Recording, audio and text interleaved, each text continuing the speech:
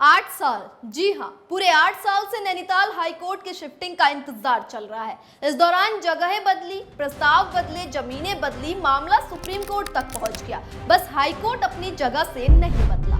नैनीताल के खूबसूरत वादियों में बैठा उत्तराखंड हाईकोर्ट अब हल्द्वानी की तरफ बढ़ रहा है। लेकिन सवाल यह है कि आखिर हाईकोर्ट को नैनीताल से हटाने की जरूरत क्यों पड़ी? और अगर हल्द्वानी ही जाना था तो पिछले 8 साल में कभी रानीबाग, कभी गौलापार, कभी चौसला और अब बेल बाबा का नाम क्यों सामने आया?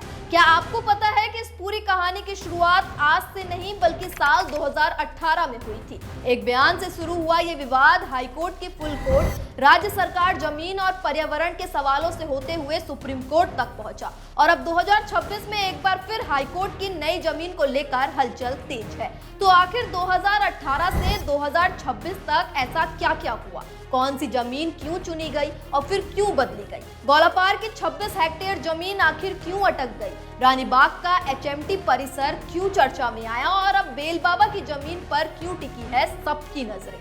आज इस वीडियो में आपको नैनीताल से हल्द्वानी हाईकोर्ट शिफ्टिंग की पूरी कहानी बताएंगे, एकदम शुरुआत से तारीख दर तारीख और जमीन दर जमीन। सबसे पहले बात करते हैं साल 2018 की। अप्रैल 2018 में तत्कालीन पर्यटन मंत्री सतपाल महाराज ने कहा था कि नैनीताल में हाईकोर्ट होने की वजह से शहर पर लोगों और वाहनों का दबाव बढ़ रहा है और हाईकोर्ट को किसी दूसरी जगह शिफ्ट करने पर विचार किया जाना चाहिए। इस बयान के बाद हाईकोर्ट को नैनीताल से बाहर ले जाने की बहस तेज हुई। हरिद्वार से भी इसका समर्थन हुआ और वहां की बार एसोसिएशन ने मैदानी क्षेत्र में हाईकोर्ट लाने की मांग रखी। हालांकि उस समय तक कोई अंतिम फैसला नहीं हुआ था, यानी 2018 में यह मुद्दा पहली बार बड़े राजनीतिक और सार्वजनिक स्तर पर चर्चा में आया था।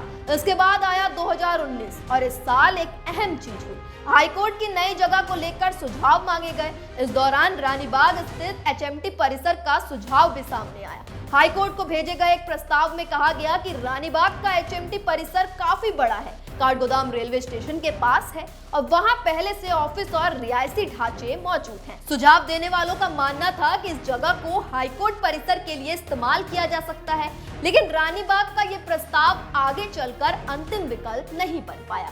अब कहानी में आता है 15 सितंबर 2022 और ये तारीख बेहद महत्वपूर्ण है। इसी दिन उत्तराखंड हाईकोर्ट की फुल कोर्ट ने हाईकोर्ट को नैनीताल से शिफ्ट करने को लेकर रेजोल्यूशन पास किया। यानी 2018 में शुरू हुई राजनीतिक बहस और 2019 में आए सुझावों के बाद अब हाईकोर्ट के स्तर पर रिलोकेशन को लेकर औपचारिक फैसला सामने आ चुका था। हाईकोर्ट ने इसके पीछे कई वजहें बताई। नैनीताल में जगह की कमी, ट्रैफिक, कनेक्टिविटी, मेडिकल सुविधाओं की समस्या, वकीलों के लिए आवास और चैम्बर की दिक्कत और दूर दराज से आने वाले मुकदमेबाजों की परेशानी। और फिर हल्द्वानी के गौलापार का नाम तेजी से सामने आया। गौलापार में करीब 26 हेक्टेयर जमीन हाईकोर्ट के लिए प्रस्तावित की गई। 2023 में इस जमीन को लेकर राज्य सरकार ने भी प्रक्रिया आगे बढ़ाई। उस वक्त ऐसा लगने लगा था कि शायद अब हाईकोर्ट की नई जगह तय हो गई है और निर्माण का रास्ता साफ हो जाएगा। लेकिन गौलापार की जमीन के साथ एक बड़ी समस्या थी। ये वनभूमि थी और इसका बड़ा हिस्सा पेड़ों से घिरा हुआ था। फिर 2024 में मामला और पेचीदा हो गया। फरवरी 2024 में गौलापार की जमीन का मामला अटकने के बाद शासन ने दूसरी राजस्व भूमि तलाशने के निर्देश दिए। यानी सरकार के सामने अब साफ था कि सिर्फ गौलापार पर निर्भर रहना आसान नहीं होगा। इसके बाद 8 मई 2024 को हाईकोर्ट की तरफ से बेहद महत्वपूर्ण टिप्पणी सामने आई। अदालत ने कहा कि गौलापार में प्रस्तावित करीब 26 हेक्टेयर जमीन का लगभग 75% हिस्सा पेड़ों से भरा है और नया हाईकोर्ट बनाने के लिए पेड़ों को उखाड़ना उचित नहीं होगा। अदालत ने यह भी कहा कि अगर हाईकोर्ट को नई जगह ले जाया जा रहा है तो जगह ऐसी होनी चाहिए जहां अगले कई दशकों तक दोबारा शिफ्टिंग की जरूरत ना पड़े। यहाँ एक और बड़ा मुद्दा था भविष्य की जरूरत। उत्तराखंड बनने के समय हाईकोर्ट में जजों की सैंक्शन स्ट्रेंथ सिर्फ 3 थी, जो बाद में बढ़कर 11 हुई। इसलिए अदालत ने माना कि आने वाले वर्षों में न्यायिक काम और जजों की संख्या बढ़ सकती है और नई जगह इतनी बड़ी होनी चाहिए कि भविष्य में फिर से जगह की समस्या ना खड़ी हो। इसके अलावा अदालत ने मुकदमेबाजों और युवा वकीलों की परेशानियों का भी जिक्र किया। लेकिन 2024 में कहानी यही खत्म नहीं हुई। हाईकोर्ट बार एसोसिएशन इस मामले को लेकर सुप्रीम कोर्ट पहुंच गया।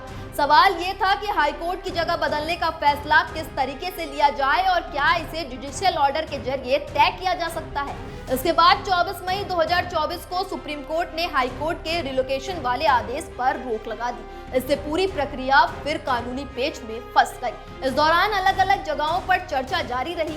रानीबाग का एचएमटी परिसर पहले ही सुझाव के रूप में आ चुका था। गौलापार पर काफी काम हुआ। इसके अलावा चौसला, बेलबसानी और दूसरे इलाकों में भी जमीन तलाशने की कोशिश हुई, लेकिन कोई ऐसी जगह सामने नहीं आ रही थी जिस पर जमीन, पर्यावरण, कनेक्टिविटी और भविष्य की जरूरत, चारों सवालों का जवाब एक साथ मिल जाए। फिर आया साल 2026 और इस कहानी ने दोबारा रफ्तार पकड़ ली। 15 जुलाई 2026 को सुप्रीम कोर्ट ने बड़ा फैसला सुनाते हुए 2024 के हाईकोर्ट वाले आदेश को सेट असाइड कर दिया। सुप्रीम कोर्ट ने माना कि हाईकोर्ट की नई जगह और उससे जुड़ी इंफ्रास्ट्रक्चर व्यवस्था का फैसला प्रशासनिक स्तर पर किया जाना चाहिए।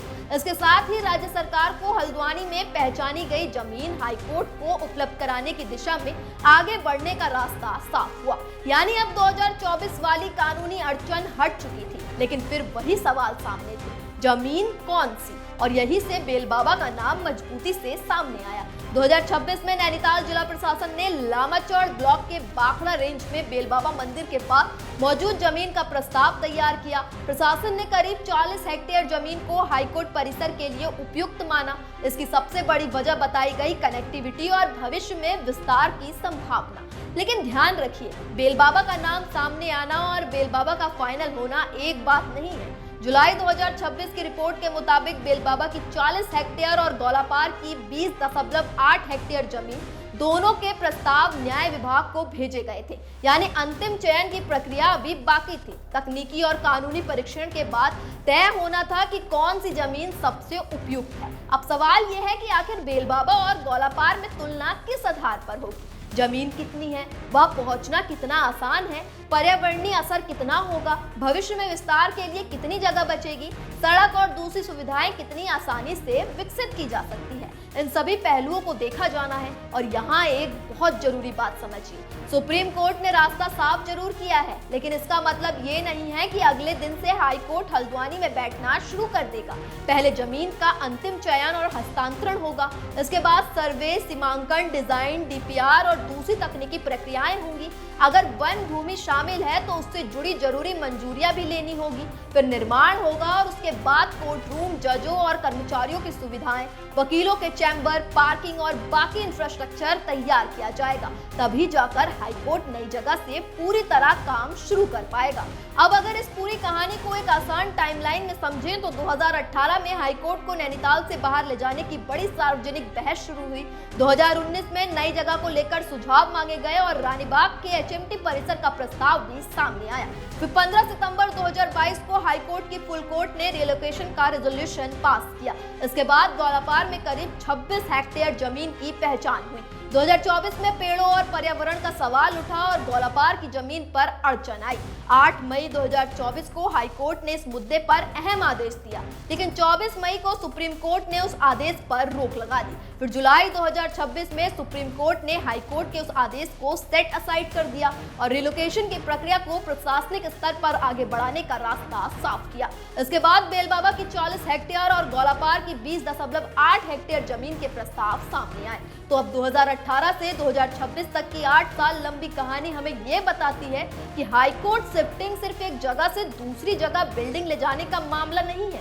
इसके पीछे नैनीताल की भौगोलिक सीमाएं, ट्रैफिक, पार्किंग, कनेक्टिविटी, मुकदमेबाजों की परेशानी, बढ़ता न्यायिक काम, वकीलों की सुविधाएं, जमीन की उपलब्धता और सबसे बड़ा सवाल पर्यावरण सब शामिल है। और शायद यही वजह है कि ये फैसला इतना लंबा खिंचा, क्योंकि एक तरफ जरूरत है एक बड़े और आधुनिक हाईकोर्ट परिसर की, तो दूसरी तरफ सवाल है कि इसके लिए कितनी जमीन चाहिए और उस जमीन की कीमत पर्यावरण को तो नहीं चुकानी पड़ेगी। फिलहाल तस्वीर ये है कि नैनीताल से हल्द्वानी हाईकोर्ट शिफ्ट करने का रास्ता पहले से कई ज्यादा साफ है, लेकिन अंतिम जगह और उसके बाद की पूरी निर्माण प्रक्रिया भी बाकी है। रानीबाग से शुरू हुई जगहों की तलाश गौलापार तक पहुंची। गौलापार में पेड़ों ने सवाल खड़े किए और अब बेलबाबा समेत नए विकल्पों पर फैसला होना है। तो आने वाले समय में असली नजर इस बात पर रहेगी कि 40 हेक्टेयर वाला बेलबाबा विकल्प चुना जाता है या 20.8 हेक्टेयर गौलापार को फिर मौका मिलता है। और अगर नई जमीन तय हो भी जाती है तो वहां हाईकोर्ट की नई इमारत कब तक तैयार होगी,